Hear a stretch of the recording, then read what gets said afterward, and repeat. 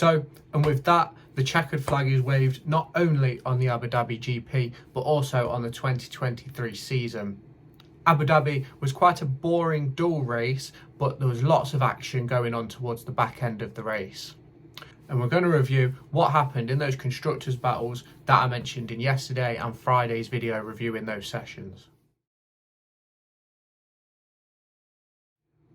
So to start off with, we have to do Red Bull. Max Verstappen came home victorious as he led over a record 1,000 laps this season.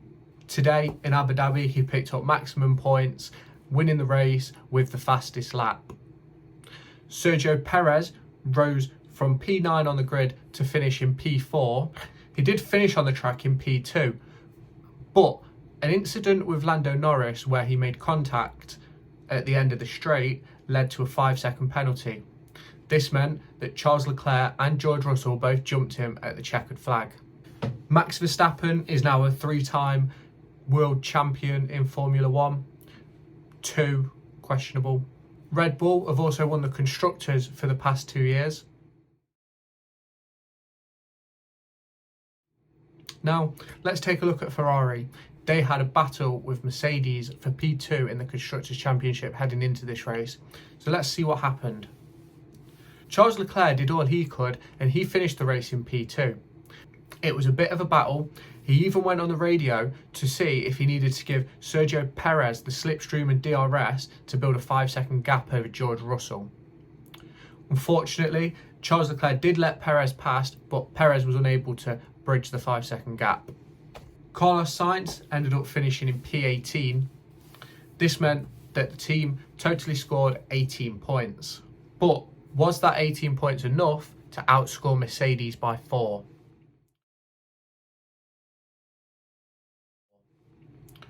So, on to Mercedes.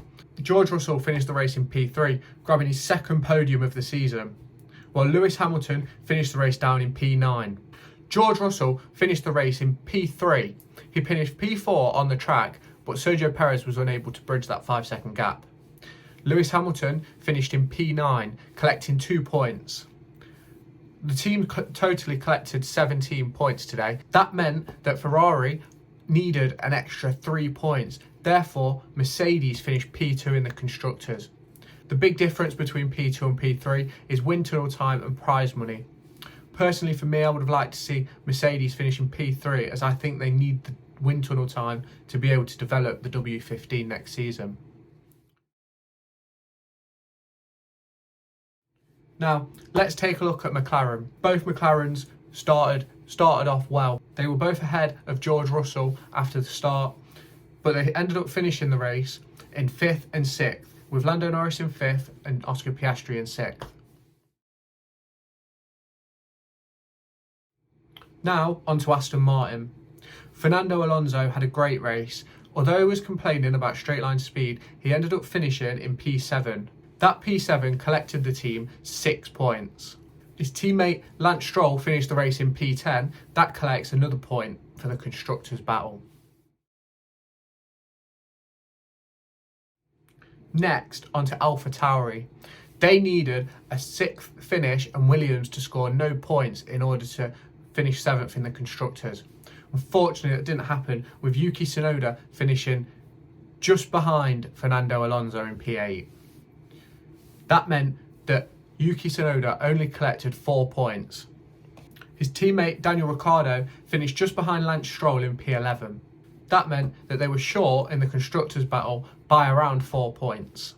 There's going to be deep discussions into the night with Pierre Gasly, Esteban Ocon and the group at Alpine.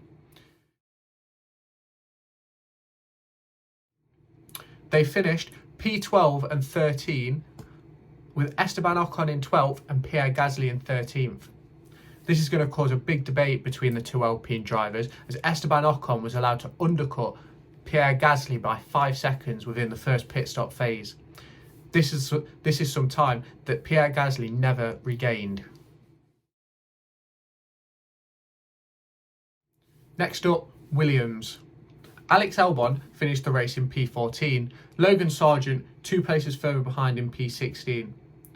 Luckily for the two Williams drivers, they were able to hold on to P7 in the constructor. That is a huge achievement for the Williams team and James Vowles in his first season as team principal.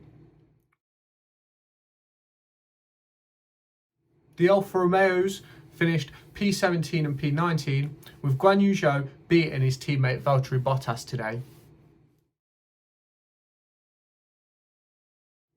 Despite Nico Hülkenberg making it to Q3, they couldn't make the track position work. They ended up finishing P15.